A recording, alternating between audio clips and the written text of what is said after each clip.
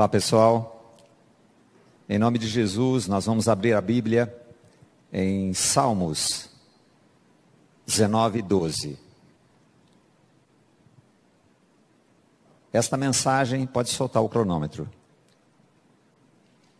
Esta mensagem tem por nome: ainda somos os mesmos e vivemos como os nossos pais. Essa música de Belchior foi eternizada na voz inconfundível da nossa cantora Mor. Bem, esse texto, ele diz assim: quem há que possa discernir as próprias faltas? Absolve-me das que me são ocultas. Esse estudo, ele surgiu da observação da minha própria vida e da vida das pessoas que eu tenho acompanhado, tenho estado junto. Porque observei que eu tinha procedimentos muitos próprios, procedimentos idênticos a meu pai e minha mãe em muitas coisas. E nós herdamos muita coisa na nossa genética que não são agradáveis. Você vê, eu estou vendo aqui 2 filhos de um colecionador de carros antigos, e eles certamente sabem de onde que eles herdaram esse gosto pelo carro antigo. Mas junto com essas coisas que são assim, que não causam grande problema, vem muita coisa que não é boa. Vem até doenças. Vem também vícios. Bem, isto posto, vamos ao texto. Ele diz assim: quem pode discernir? Olhando a tradução, essa palavra discernir pode ser entender, compreender. Então o texto fala assim: quem pode entender as próprias faltas? Então a palavra do Senhor está dizendo o seguinte, que nós não podemos entender a nossa maneira de ser, nós não podemos entender as nossas próprias faltas, nossos erros ou os nossos pecados. E aí na continuidade diz assim: eu preciso ser absolvido. Eu preciso, uma outra definição dessa palavra, eu preciso ser livrado, eu preciso ser purificado, eu preciso ficar impune. Então a minha situação é que eu não consigo discernir o que eu faço de errado. E aí o salmista clama, fala assim: eu preciso de alguém que me absolva, alguém que me purifique, porque essas coisas me são ocultas ou escondidas. E a tradução literal do texto fala assim: escondidas cuidadosamente. Então a Bíblia está dizendo que nós temos coisas escondidas, que nós não entendemos, e nós nem aceitamos isso como falha, como erro, como pecado. E o salmista fala assim: eu preciso de alguém que me purifique. Está falando claramente da obra de Cristo, que é só Ele que pode purificar. Então, o salmista clama por uma ação de Deus, pois entende que não é capaz de descobrir seus pecados, pois nosso conceito sobre nós é muito alto, é muito bom, nem conseguimos saber quando nossas ações são erradas, mas procuramos colocar a culpa em alguém. Por isso precisamos de revelação do erro, e saber que temos o Senhor para nos libertar das práticas que nós temos. Bem, esta semana me deparei com um jovem que frequentou nossa igreja, umas questões práticas sobre isso. Um jovem que frequentou nossa igreja e ele me disse assim: eu estou com uns problemas lá, eu estou vendo o pessoal tomar uma decisão lá, um negócio que eu não aceito muito, sabe? Eu não concordo muito, e eu estou parecendo meu pai. A hora que ele começou a contar aquela história, eu lembrei do pai dele, já falecido. E ele citou o pai dele. Tá, bem, eu escutei o que ele tinha que falar e disse para ele assim, falou: olha, é necessário que você entenda que o texto em Filipenses 2:3 diz assim: nada façais por contenda ou por vanglória, mas por humildade, cada um considere os outros superiores a si mesmo. Tratei com ele esse texto e falei sobre a questão do perdão, e você entender que a igreja é feita do quê? De gente de tudo quanto é maneira. Cada um tem a sua doença, cada um precisa ser absolvido, ser libertado pelo Senhor, como nós dissemos lá no Salmo. Mas aí eu voltei para ele e disse assim: olha, você citou seu pai, qual foi a história do seu pai? Seu pai não se encaixava em igreja nenhuma. Pode ser até seu caso que está aqui. Você não se encaixa em igreja nenhuma. O pai dele, onde ia, ele arrumava uma polêmica. Tinha uma coisa que não estava certo. Falei com ele com carinho que ele podia estar repetindo a história do pai. Sem perceber, nós podemos estar reproduzindo um estilo de vida que muitas vezes não gostamos, pois o que mais criticamos em nossos pais, inexoravelmente vão repetir e colher os mesmos frutos que eles. Então falei: olha, você mesmo já observou que você está fazendo igualzinho o seu pai, que não teve lugar. Você já frequentou nessa igreja, está frequentando essa igreja, daqui a pouco você vai para outra igreja. Até brinquei com ele, dizendo assim: ó, você não me aparece lá na igreja que ela está pior do que quando você saiu. Juntou mais gente, mais encrencada do que tinha. Estava brincando com ele. Dizendo assim: querido, você tem que saber de Deus onde você tem que participar. Mas o fato que nós queremos tratar essa noite é isto: ainda somos os mesmos e vivemos como os nossos pais. Eu estranho muito quando vem uma pessoa nova para a nossa igreja e fala assim: eu era daquela igreja, mas tinha isso, tinha aquilo. Eu falei assim: vou contar o tempo. Não dá 2 anos a pessoa está indo para outro lugar, porque as pessoas estão procurando igreja, não estão procurando o Senhor. E só nele nós vamos encontrar o quê? A purificação, a absolvição e a vida nova. Podemos estar repetindo coisas passadas. Este ímpeto de reeditar procedimentos é denominado como autossabotagem pela psicologia.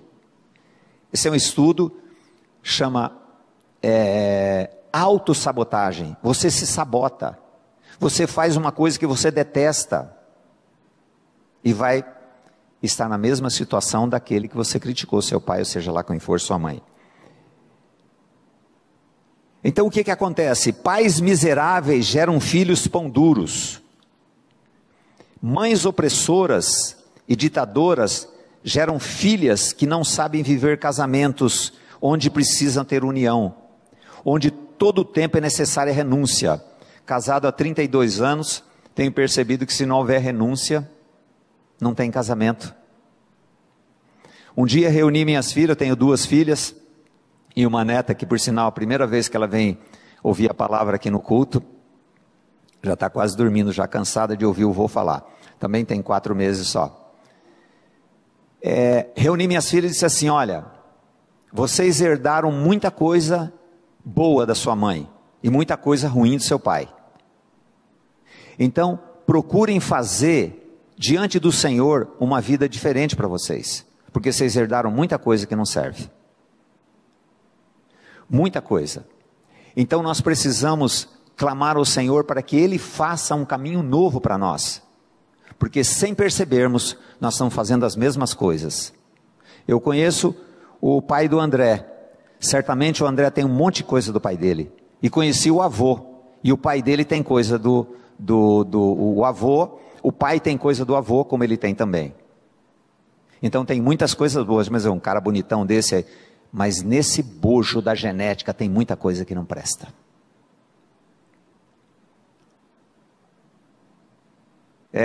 Pais omissos geram filhos que não conseguem ser líderes em suas casas. Quando eu falei sobre pais pão duros, meu pai e minha mãe eram mineiros. E eu não percebia. Muitos anos depois, eu percebi como o meu pai, na maneira que ele era, meu pai tem excelentes exemplos para mim. Sabe, mas meu pai tinha isso como bom mineiro. Ele dizia assim: ó, passa pouca manteiga, porque amanhã nós não sabemos nem se a gente tem pão. Então cria a gente de uma maneira com medo do futuro. E eu percebi isso em mim também. Essa sovinice, essa munheca de samambaia, sabe, essa pata de vaca, sabe, Senhor, tem misericórdia. O Senhor me dá liberalmente tantas coisas. Eu quero viver para a tua glória e ser liberal também, como diz sua palavra no Salmo 112. Porque o homem de Deus é liberal. Ele não tem medo do futuro. Ele tem para dar. Um dia clamei ao Senhor e falei: Senhor, a tua palavra fala que aquele que trabalha tenha para si e tenha para repartir. Eu não tinha para repartir. Eu falei: Senhor, eu preciso que o Senhor me dê condições de ter o que repartir.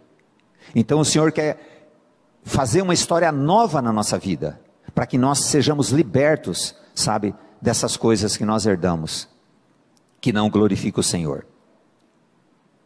Estamos acompanhando um rapaz que seu pai não se relacionava com ele, e hoje ele é casado e tem filho. Ele não consegue se relacionar com o filho. Ele é casado há um tempo, já tem um filho que tem uma certa idade, mas ele não consegue ter relacionamento, e não adianta também nós ficarmos criticando o nosso pai. Eu não aprendi com meu pai. Nós temos agora um pai, que é Deus, e nós temos o Senhor para nos ensinar. Então não adianta querer jogar em cima dos pais isso. Uma coisa é certa, nós herdamos, mas uma coisa é certa, o Senhor é capaz de mudar essa história, mudar para sempre essa história. Esse é o Deus da graça, que nós podemos crer e depositar nossa vida nas mãos dele. Não é assim, irmãos, que nós temos passado? Não é assim que nós temos vivido? E todas as vezes que nós recusamos a entregar, nós sofremos o fardo. E ele não é Deus de fardo. A lista de seguir scripts passados é enorme.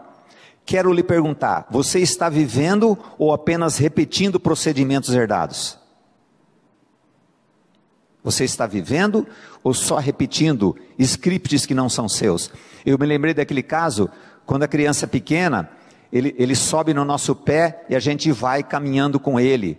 Nós não precisamos disso. Hoje nós temos o Senhor, Ele nos carrega. Ele fala assim: eu faço de você uma nova criatura.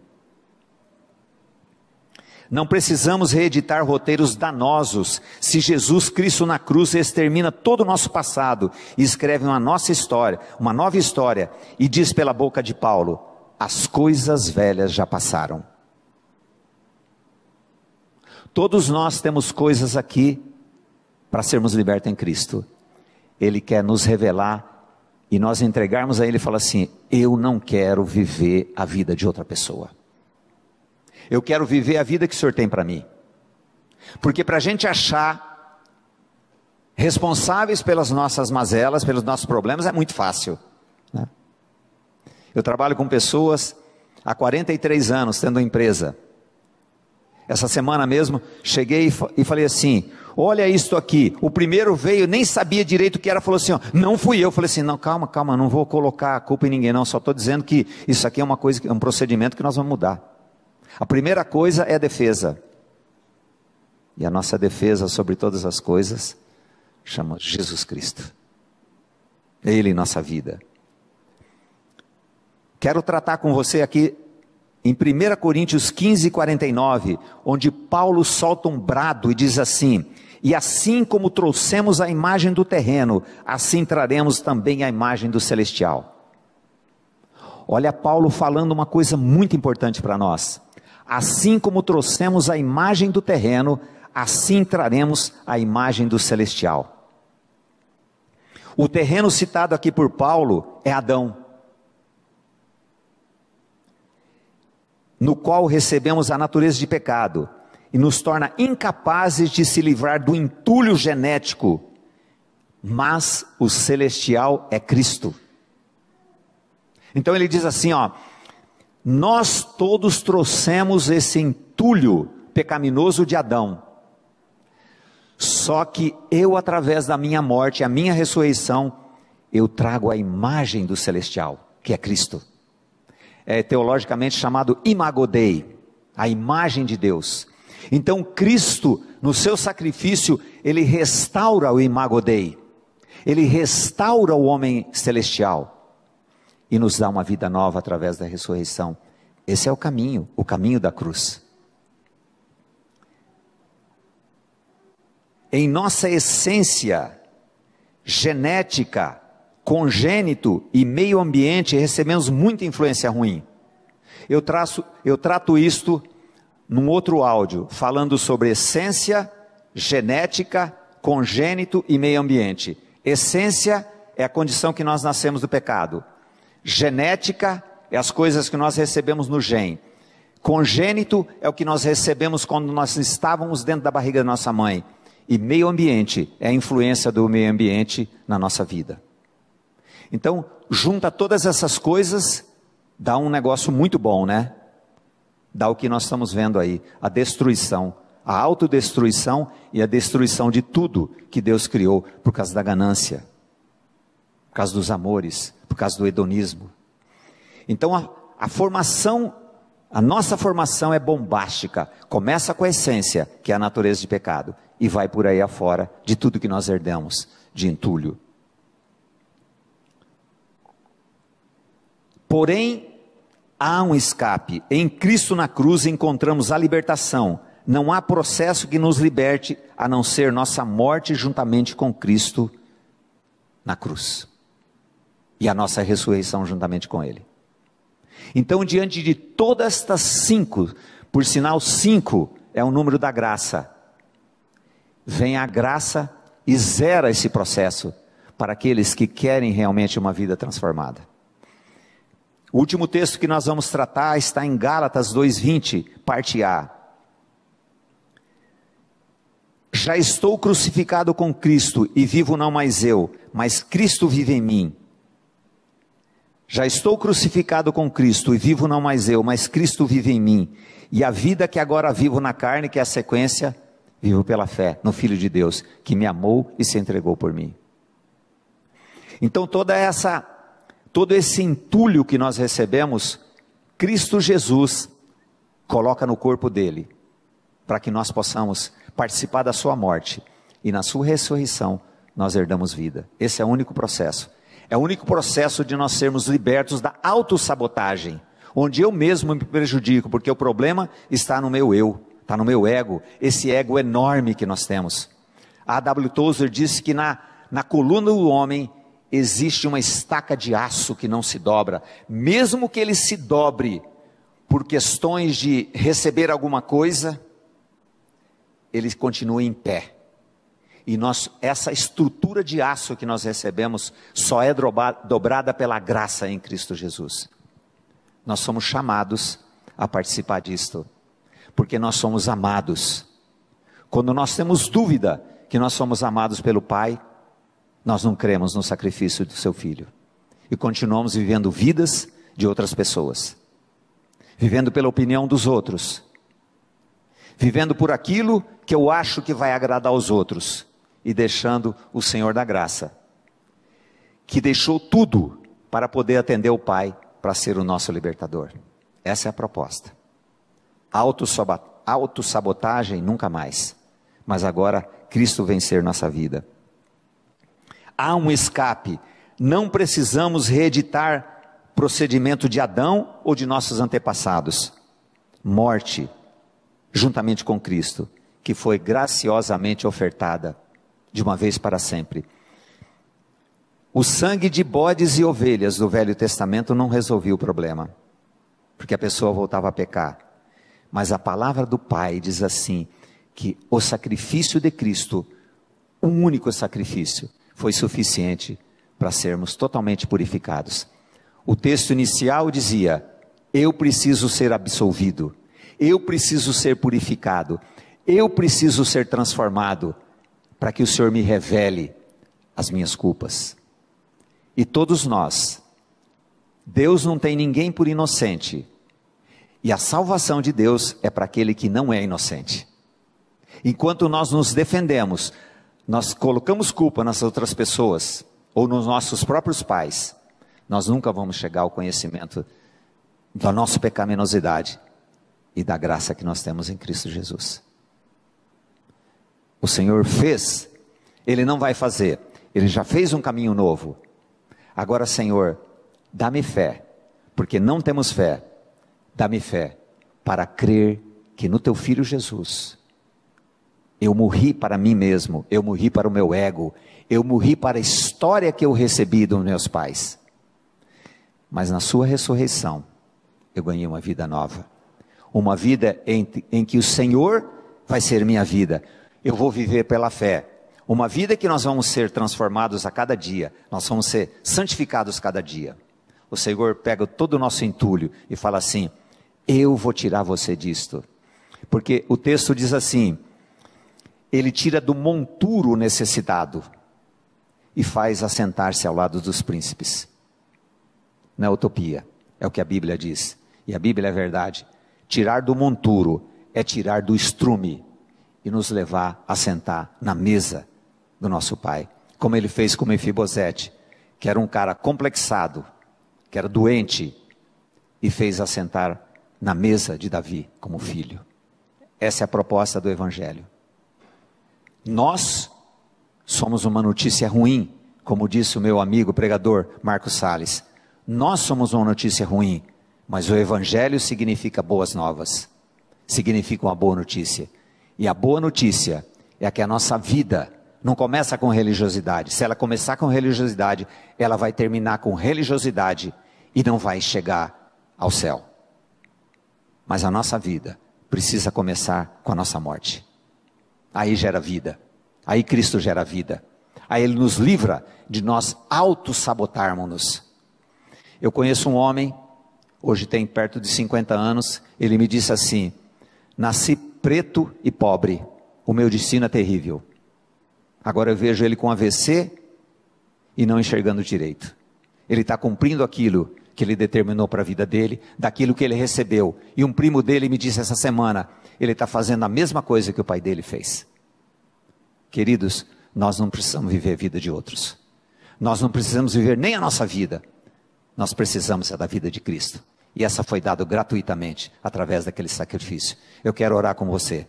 Pai, tem misericórdia da nossa vida. Nós precisamos que o Teu Espírito revele, Senhor. Revele as nossas culpas. Revele as nossas falhas. Revele a nossa pecaminosidade. Mas diante disso, nós também agradecemos, porque o Senhor é aquele que nos absolve. O Senhor é aquele que nos liberta. O Senhor é aquele que nos purifica e fez tudo isso no seu Filho Jesus. Muito obrigado, meu Pai. Revela esta palavra pelo Teu Espírito naqueles que estão ouvindo agora e naqueles que vão ouvir também. Em nome de Jesus, nós declaramos a vitória, porque o Senhor sempre nos conduz em vitória. Vitória, Senhor, sobre a pecaminosidade. Vitória sobre a descrença. Vitória sobre a incredulidade, para que a glória toda seja sua. É no Teu nome, Jesus amado, que nós oramos, crendo nessa vitória maravilhosa. Amém. Obrigado, meus queridos.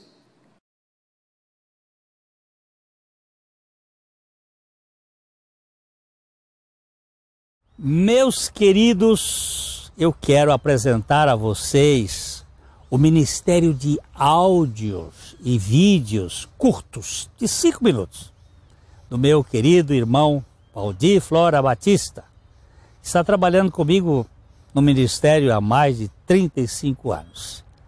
São mensagens que possuem como base a mensagem da cruz, obra realizada pelo nosso Senhor Jesus Cristo em nosso favor. Seu canal no YouTube é Atraídos em Cristo. Se inscreva, incentive os outros a segui-lo. E nós queremos desejar a você a graça e a paz do nosso Senhor. Vai lá que você vai ser muito abençoado com esses vídeos. A Livraria PIB Londrina procura selecionar cuidadosamente seus títulos e autores a fim de oferecer um conteúdo alinhado com o Evangelho de Jesus Cristo.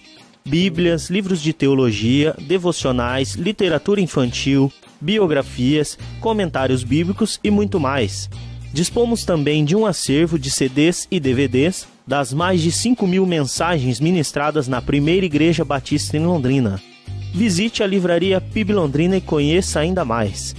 Livraria PIB Londrina, de segunda a sexta, das 13h30 às 18 horas. Endereço na Avenida Paraná, 76A, próximo ao Calçadão, bem no centro de Londrina. Ligue para 3372-8921 ou acesse o site www.livrariapiblondrina.com.br.